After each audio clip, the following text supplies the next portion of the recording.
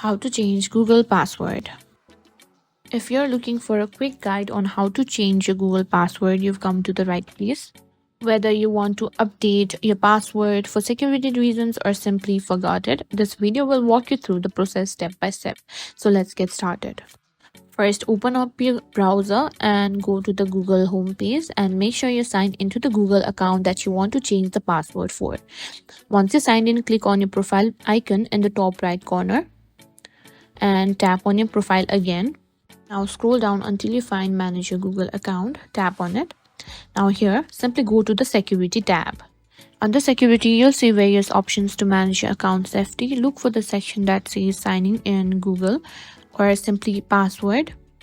Tap on it. You may need to verify that it's you who is changing the password. So simply confirm it.